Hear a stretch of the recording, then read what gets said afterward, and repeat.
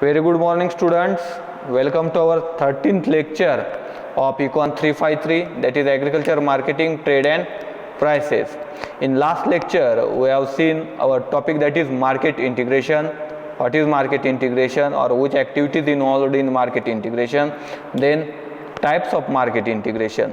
So today we will see the new topic, that is risk in marketing. As we know, marketing is a risky business, so we have to see which are the different risks in agricultural marketing process.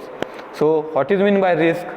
According to Hardy, risk as a uncertainty about cost, loss or damage. So risk is a uncertainty about the cost, loss, then damage. Okay, now in agriculture sector there are various types of risk. It may be destruction by the fire, or damage done by the fire, damage done by the insect, pest, then some climatic factors which affects the damage or which affects the agricultural production, then quality deterioration, price fall, change in taste, habit or change in fashion. So these are the some risk occurs in agricultural marketing. So if, as we know, most of agricultural products, they are produced in one season but they are consumed in throughout the year. Okay, so there is a time lag between production and consumption. Time lag means time gap between production process and the consumption process. As the time lag or time gap is longer, the risk is greater.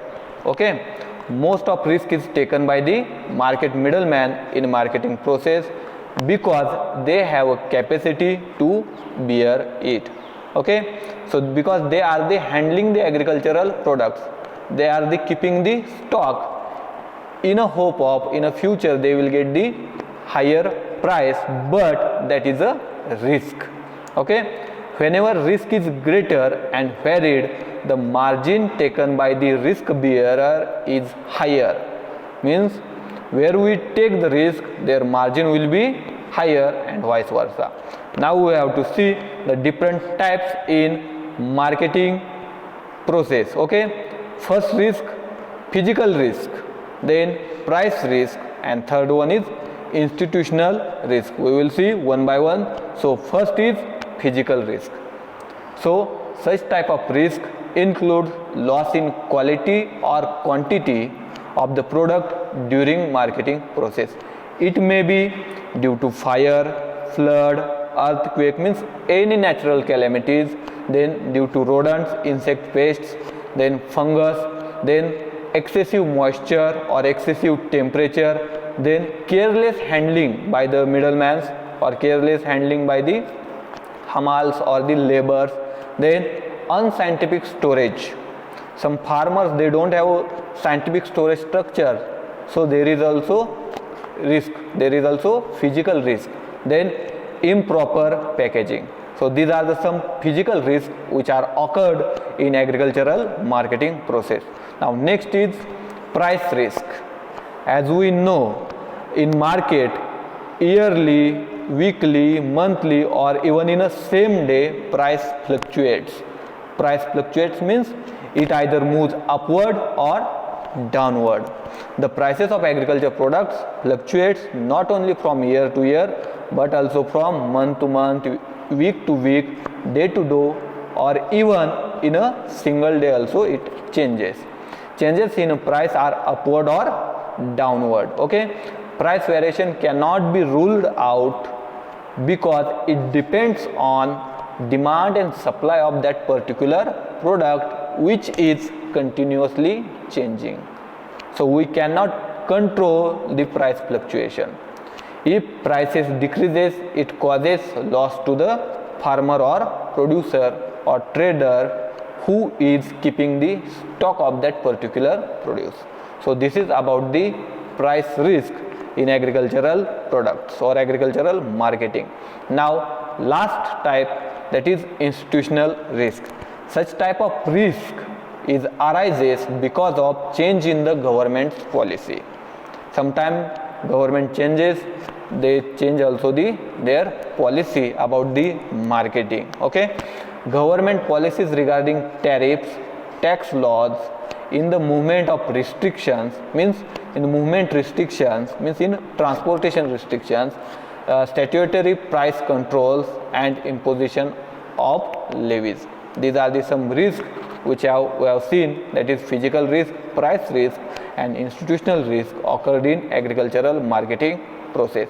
Now, which are the control measures of minimization of the marketing risk?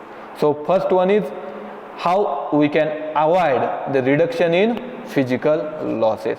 So for that we must use fireproof material in storage structure, we must use improved storage structures and giving necessary pre-storage treatments to that agricultural product, then better and quicker transportation methods, proper handling of products during marketing process, use of proper packaging material, then use of cool chain, that is cold storages for perishable commodities. As we know, most of the agricultural products, that is fruits and vegetables, they are perishable in nature, so they need the cold storages or proper storage structures. So this is the first remedy or first solution. Then second, transfer of risk to insurance companies. So farmers or producers, they can transfer, or the traders, they can transfer such type of risk to the insurance companies. So burden of physical risk can be minimized by shifting it or by transferring it to insurance companies. So what they do, insurance companies collect some premium and provide full compensation to the party in case of losses due to reasons which are mentioned for that particular product are insured. Okay, in this way the insurance company saves the farmer or producers against the losses.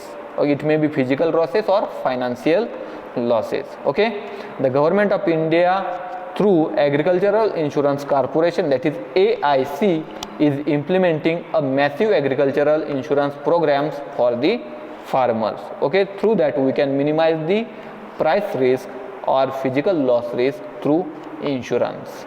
Now last remedy, that is minimization of price risk. How to minimize the price risk in marketing process? So fixation of maximum and minimum prices for agricultural commodities by the government and allowing the change in prices within that range.